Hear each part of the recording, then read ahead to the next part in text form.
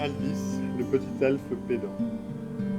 Alvis était un petit elfe à la peau jaunâtre qui portait sur le bout de son nez crochu de drôles de lunettes rondes. Il était de surcroît vêtu de juste corps, à pois, d'une houppelande en peluche de lin et d'une sorte de bonnet à poils dont j'ai oublié le nom. Comme tous les elfes, il craignait le soleil et ne pouvait s'exposer à la lumière du jour sans risquer d'être pétrifié à l'instant. Alvis habitait près de Svartalfheim, la ville des elfes, dans une élégante cabane de bois et de pierre. Alvis était plutôt instruit. Il savait lire les runes, voire savant, au dire de son entourage, et il aimait par-dessus tout faire étalage de sa science. Quand on lui proposait des questions, Alvis ne s'arrêtait plus. Ainsi, un voisin elfe lui avait demandé un jour « Quelle heure est-il, monsieur Alvis, je vous en prie ?» Alvis, non content de lui donner l'heure, lui avait expliqué l'origine des heures, comment et pourquoi. On en compte 24 dans une journée. Il lui avait aussi enseigné les 8 différentes techniques pour remonter les ressorts des horloges solaires. Alvis aimait s'entendre parler, et nul n'était plus ridicule que cette minuscule créature. Haute de 50 cm, entendant soudain une grosse voix, levant le nez puis l'index ponctuant ses propos de « N'est-ce pas? Vous voyez ce que je veux dire ?» Alvis était donc un petit être pétant, mais il en avait grand cœur. Ainsi, un jour, il avait offert un anneau magique à Thor, le dieu viking du tonnerre. Cet anneau, quand on le lançait sur l'ennemi, ouvrait à ses pieds un énorme gouffre qui l'engloutissait. Thor l'appréciait beaucoup ce présent, le trouvant fort utile, tout à son enthousiasme, et pour remercier Alvis, le dieu qui lui avait fait une promesse. « Je te jure de te donner la main de ma fille, Trude, le jour de son 20e anniversaire. » Thor ne pensait pas ce qu'il disait. Il avait promis ça à la légère, sur le mode de la plaisanterie. C'était seulement impensable qu'un elfe épouse la fille d'un dieu. Bien sot celui qui croirait à cet engagement. Pourtant, tout savant qu'il était, Alvis demeurait crédule et ingénu.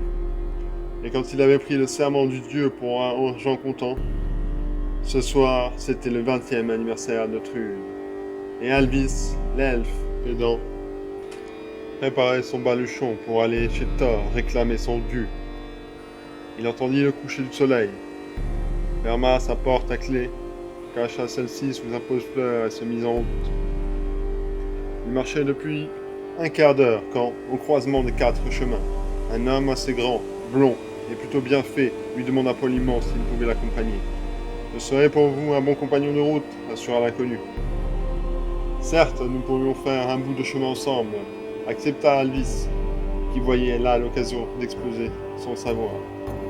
De plus, il s'apprêtait à traverser une forêt infestée de larrons et les bras du nouveau voyageur semblaient assez puissants pour décourager d'éventuelles attaques. Puis, je vous demandais où vous allez, demanda l'étranger. Je m'en vais chez Thor, le dieu du tonnerre, pour qu'il me donne sa fille en mariage. Ainsi qu'il me l'a promis, répondit le petit elfe, la voix enflée d'orgueil. Vraiment, fit l'autre, comment Thor, un dieu, a-t-il pu vous promettre une chose semblable à un elfe? Racontez-moi. Il invita Alvis à s'asseoir avec lui sur une grosse racine d'arbre. Puis, il ouvrit sa besace, dont il sortit des langues de veau salées. Il en offrit à Alvis, qui lui expliqua son affaire la bouche pleine, sans en oublier le plus infiniment détail. Le récit terminé, les 2 compagnons reprirent la route. Ils marchaient depuis 10 minutes lorsque l'étranger interrogea à nouveau Alvis. « Dites-moi, monsieur Alvis, vous qui me forcez, fort érudit, pourriez-vous m'expliquer la différence entre un bonnet blanc et un blanc bonnet ?» Alvis était transporté de joie. À Valtalheim, la ville des nains, personne ne lui posait de telles questions. « Si j'habitais une grande ville, se dit-il, plutôt qu'un village d'elfes stupides, mon savoir prodigieux serait acclamé et je deviendrais célèbre. » Alvis s'arrêta net. Il leva le petit doigt et prit son ton professoral. Puis il se lança dans une longue explication truffée de « n'est-ce pas ?» et « vous voyez ce que je veux dire ?» L'étranger sembla bien satisfait et se tarissait de l'éloge. Ils continuèrent leur chemin. Quelque temps après, l'étranger se questionna encore une fois de plus. « Dites-moi, monsieur Alvis, à votre avis, qui de l'œuf ou de la poule vint le premier ? J'ai toujours, je l'avoue, honteusement nourri un doute à ce propos. Il n'y a nulle honte à reconnaître son ignorance, mon cher compagnon de voyage, proclama Alvis d'un air solennel, avant d'entreprendre une exposition systématique du problème. Les deux voyageurs avançaient lentement. Le voyage s'éternisait car Alvis s'arrêtait toujours de marcher le temps de répondre aux questions de son compagnon de route. Alvis mentionna par 2 fois le nom du géant Glahar. L'étranger s'informa de la santé de ce géant, qu'il prétendait connaître. Il paraît qu'il est devenu aveugle ? Je vous remercie de vous intéresser pour la santé de ce pauvre Glahar. En effet, il n'y voit plus. Et voici pourquoi. Ce géant avait un esclave pour garder ses moutons. Un jour, cet esclave, qui s'appelait Egil le Manchot, aperçut un chat noir qui s'amusait avec les agneaux, et le poursuivit quelques heures avant de se l'attraper. Pour cette raison, rentra plus tard qu'à l'ordinaire. Dans le foyer, le feu n'était pas plus braise que cendre et faisait très sombre.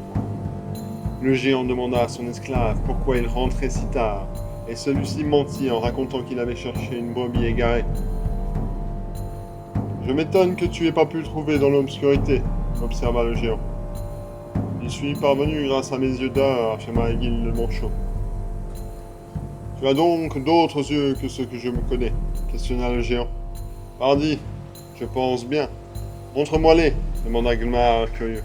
« Tu me les voleras pas. »« Je ne saurais pas quoi en faire, » répondit Glahar aussitôt. « De toute façon, ils fonctionnent que lorsqu'on les installe, » ajouta Egil. On entrouvrit sa chemise et le géant vit à l'intérieur des yeux du chat, qui brillaient comme des étoiles. « Ce sont des objets précieux, » constata le géant. « Voudrais-tu me les vendre ? » « Si tu es disposé à me le rendre ma liberté, fit Egil, alors je te les donne. À condition que tu me les installes ces yeux pour que je puisse m'en servir, avertit le géant. Compte sur moi. Mais je te préviens que l'opération est douloureuse, car il faut pousser un peu tes yeux actuels pour faire place à de nouveaux yeux. Et attention, il ne faut pas mettre qu'à la tombée de la nuit et les retirer avant l'aube. Maintenant, tourne-toi, je vais tâcher à ton lit et commencer l'opération.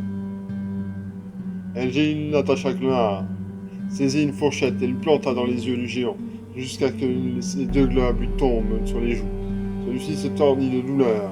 À force de se débattre, parvint à rompre ses liens. Aveuglé, pleurant et marchant à tâtons, il se mit en quête d'Egil, mais le vilain avait déjà disparu, emportant avec lui l'or de Glahar. Alvis achevait son récit. Il conclut par une harangue de 20 minutes sur la bêtise du géant, puis, une petite moue méprisante, demanda à l'autre d'un géant pouvait être assez stupide pour tomber dans un tel piège. « Quelqu'un comme toi, Alvis ?» répondit en riant l'étranger. « Que veux-tu dire ?» s'étonna l'elfe. L'étranger leva les bras au ciel et prononça une formule magique. « Gunnar Wintersinch !» Il eut un coup de tonnerre fantastique et Alvis s'aperçut que l'étranger n'était plus autre que Thor, qu'il avait accompagné, déguisé, tout le long du voyage. À l'orée du bois, on aperçut les tours du château de Thrud et les premiers rayons du soleil. Alvis, le petit elfe pédant, comprit alors que le piège que lui avait tendu Thor, pour l'empêcher d'épouser sa fille, le dieu l'avait fait parler, parler, parler encore, jusqu'à ce que ce jour se lève. Il l'avait laissé discourir et étaler son savoir, non plus pour apprécier sa sagesse, mais pour que, pendant la notion du temps, l'elfe soit surpris par le petit matin. Tu venais chercher ma fille, Thrud, mon petit Alvis ? Eh bien, elle est à toi, cours donc la prendre. Mais au lieu de courir chez Thrud, Alvis courait vers le profondeur de la forêt pour se mettre à l'abri du soleil.